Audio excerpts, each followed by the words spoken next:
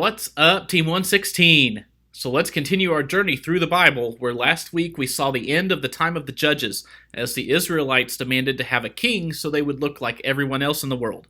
Saul was chosen to be that first king of Israel, and although he started out following God, he eventually started doing what he thought was right instead of what God commanded him, which led to God rejecting him as king. So this week, God chooses his new king to lead his people. Check out this short clip. Follow the instructions on the screen, and I'll see you in a bit.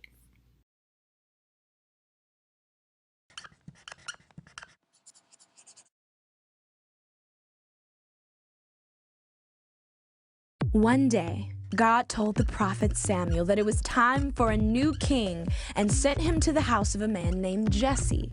Jesse had 7 sons and brought out each of them to meet Samuel. Samuel told Jesse that David, his youngest son, would be the future king of Israel. Shortly after this, an army of the Philistines, Israel's enemy, set up camp on a hill right across the valley from Israel's army. For 40 days in a row, a gigantic Philistine warrior named Goliath would walk down to the valley and mock the Israelites.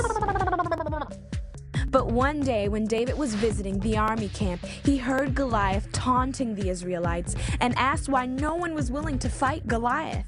After getting King Saul's permission, David went down into the valley and shouted to Goliath, "You come against me with sword and spear and javelin, but I come against you in the name of the Lord Almighty." Goliath and David charged toward one another. David pulled out a stone, put it in a sling, and flung it at the giant. The stone struck Goliath directly in the forehead, and then David killed him with Goliath's own sword. This victory caused David to become so loved and respected that King Saul became very jealous. Saul tried to kill David, but David escaped into the desert. One day, Saul was in a cave and David snuck up on him. But David could not bring himself to kill Saul. When Saul realized what had happened, he made a peace treaty with David, promising he would not kill him. But not long after, Saul became jealous and tried to kill David again. The Philistines attacked the Israelites and killed all 3 of Saul's sons. When Saul heard the news, he was so upset that he took out his own sword, fell on it, and killed himself. Then, David was named King of Israel. He made plans to build a giant building called a temple as a place to worship God. God said a temple would eventually be built, but by one of David's sons. One of David's descendants would become a king unlike any before, one whose rule would never end.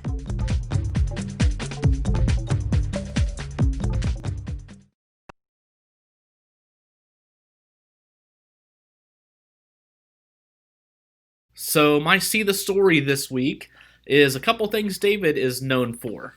So we have his slingshot there, and have him slingshotting hearts, since he's got a heart after God. So the very last verse of 1 Samuel 15 and the very first verse of 1 Samuel 16 give us a little insight into the difference between man's thinking and God's thinking. And this happens right after God rejects Saul. Until the day Samuel died, he did not go to see Saul again, though Samuel mourned for him, and the Lord regretted that he had made Saul king over Israel. The Lord said to Samuel, "How long will you mourn for Saul, since I have rejected him as king over Israel? Fill your horn with oil and be on your way. I am sending you to Jesse of Bethlehem. I have chosen one of his sons to be king." Samuel, having been so close to Saul and having watched his falling away, was spending his time mourning over Saul's failures. Yet we see God here basically telling Samuel, hey, his time's done. Stop wasting your time on his failures, because I'm ready to start a new future, and I need you with me.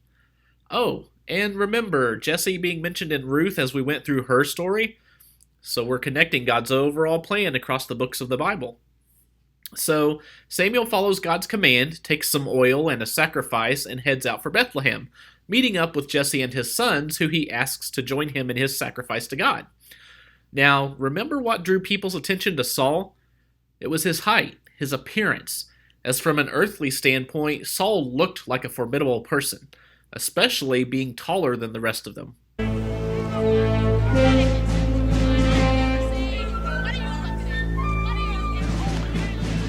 So Samuel was evaluating Jesse's sons with that same human eye, looking to see which son looked formidable, declaring he must be the one God has chosen. But the Lord said to Samuel, "Do not consider his appearance or his height, for I have rejected him. The Lord does not look at the things people look at. People look at the outward appearance, but the Lord looks at the heart." Isn't it amazing how true this still is for us today? Look at how many people, not just celebrities, but in your schools, in your area, your sports teams, maybe even in your families, are put on a pedestal solely because of their appearance and their looks. It's easy, even for us as Christians, to fall into that trap, thinking that person must be a better Christian because they look the part, or whatever. God had to give his faithful prophet this reminder, and it's a reminder for us too that we should be people more focused on the hearts of people than the appearances of people, and that includes ourselves. So Samuel went through all 7 sons of Jesse that were there, declaring none of them to be God's chosen king. Then was told the youngest son was out shepherding and wasn't actually there. So Samuel had this young shepherd, David, brought in, and God revealed him to Samuel as the one. So Samuel took the horn of oil and anointed him in the presence of his brothers, and from that day on the Spirit of the Lord came powerfully upon David. Now the Spirit of the Lord had departed from Saul, and an evil spirit from the Lord tormented him. So those 2 verses right there pretty well set up David's ascension and Saul's fall. Remember back when Saul was anointed to be king? The Spirit of God came upon him. Now that God has rejected Saul and chosen his successor, God's Spirit leaves Saul and comes upon David. And throughout the rest of their time together, we are shown both why God chose David and how God was with David instead of Saul. So then we come to one of the most famous moments in the entire Bible. The Philistines are camped on a hill over here. The Israelites are camped on a hill over here. There's only a valley separating them. And the Philistines' champion warrior Goliath spends 40 days straight challenging any one Israelite brave enough to a duel, a one-on-one winner-take-all fight. But all the Israelites were too afraid to act. You take the ugly one! No, you take the ugly one! Now remember, Goliath was almost 10 feet tall and wore armor and weapons that weighed at least 140 pounds, just for what we're told. So he was obviously a very bulky giant too. But this should beg the question of you with this story. Where's Saul? Remember, Israel wanted a king who would lead them and fight their battles. Yet now, in this battle, where is their great and mighty king? Well, he's there with the army, but in his tent, basically trying to bribe any of his warriors to take up the challenge that he, as king, should be taking up for the people. Enter David, who was delivering some supplies to his brothers at the camp and who heard Goliath's challenge firsthand. David is floored that Israel was so afraid of Goliath and is brought to Saul because of his speaking up to the soldiers. David said to Saul, "Let no one lose heart on account of this Philistine. Your servant will go and fight him."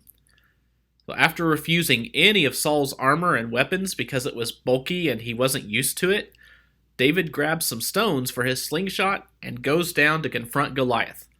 David said to the Philistine, "You come against me with sword and spear and javelin, but I come against you in the name of the Lord Almighty, the God of the armies of Israel, whom you have defied.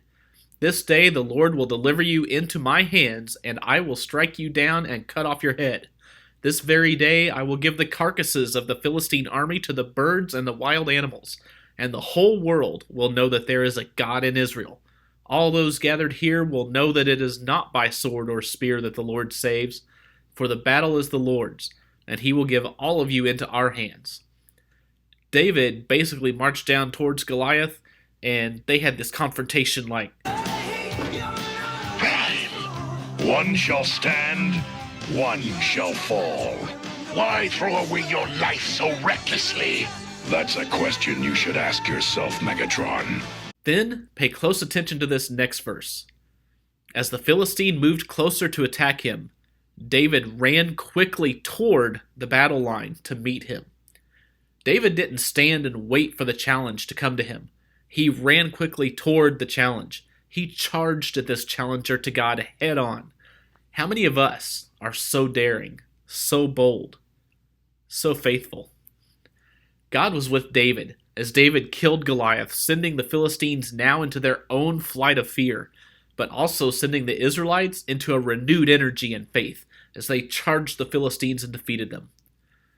So after defeating Goliath, David was kept by Saul as part of his team and was sent on several missions for the king, all of which went successfully.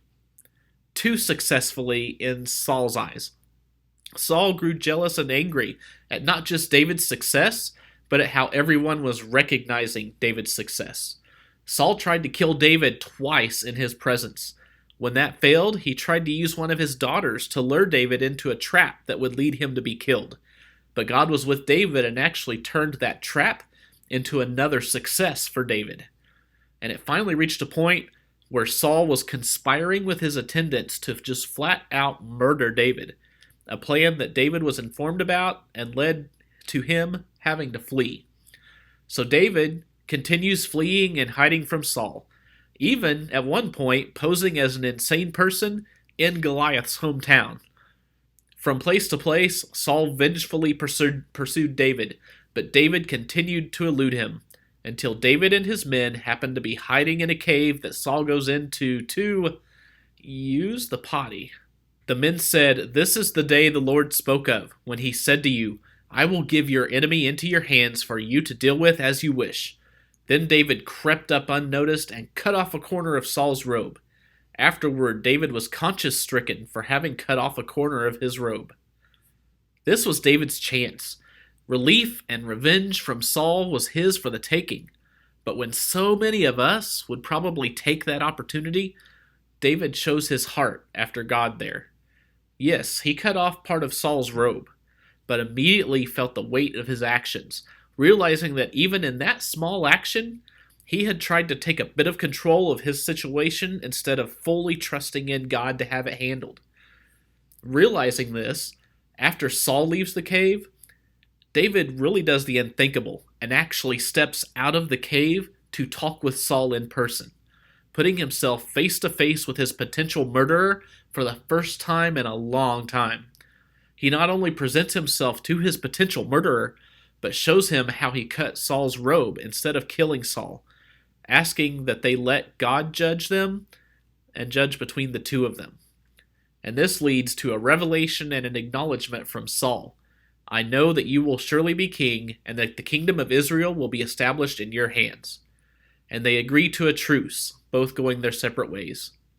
Unfortunately, the truce didn't last, as Saul again pursued David, leading to David sparing his life a second time in another interesting story you should read. Eventually, the Philistines geared up to launch an attack on the Israelites, killing all of Saul's sons and gravely injuring Saul to the point that he finished taking his own life. Realizing Saul and his sons were dead, the Israelites fled, allowing the Philistines to conquer Israel. When David learned that Saul had died and Israel had been conquered, he realized his time to be king had come. There were still struggles and hurdles to overcome, but God led him through them all, leading to David eventually being officially crowned king of all Israel, and leading the Israelites into taking back Israel as their home, driving out their enemies. After all the battles were done, and David could settle into being king, God provided some assurance and encouragement to him through the prophet Nathan, which included this: I declare to you that the Lord will build a house for you. When your days are over and you go to be with your ancestors, I will raise up your offspring to succeed you, one of your own sons, and I will establish his kingdom. He is the one who will build a house for me, and I will establish his throne forever. I will be his father, and he will be my son. I will never take my love away from him, as I took it away from your predecessor. I will set him over my house and my kingdom forever. His throne will be established forever. Imagine how encouraging that must have been for David to hear after all the time he spent on the run, fleeing for his life, waiting for God's promise to come true. It was so encouraging that David gave God such a praise in song it takes up an entire chapter. And while a lot of it was specifically about his own encounters, part of it are some amazing words of praise that we can and should lift up to God also in our lives, as even if they don't apply to physical battles in our life, they sure can apply to our spiritual battles. As for God, His way is perfect. The Lord's word is flawless. He shields all who take refuge in Him. For who is God besides the Lord? And who is the rock except our God? It is God who arms me with strength and keeps my way secure. He makes my feet like the feet of a deer. He causes me to stand on the heights. He trains my hands for battle. My arms can bend a bow of bronze. You make your saving help my shield. Your help has made me great. You provide a broad path for my feet, so that my ankles do not give way. The Lord lives. Praise be to my rock. Exalted be my God, the rock, my Savior. Therefore I will praise you, Lord, among the nations. I will sing the praises of your name. So now's your time to join the story this week. So maybe think about and share, why was it more important for God to choose a king based on his heart rather than his appearance? What allowed David to not just stand up to, but face and confront and charge at the challenge of Goliath when no one else would? What obstacles have you faced in your life, like David did in Goliath or in Saul's constant harassment? And how have you relied, or not relied, on God to succeed through those? So this week, check your heart as you go through your life and your battles. Ask God to make your heart more like David's than Saul's, and offer Him praise as David did. And I'll catch you on the next part of our journey.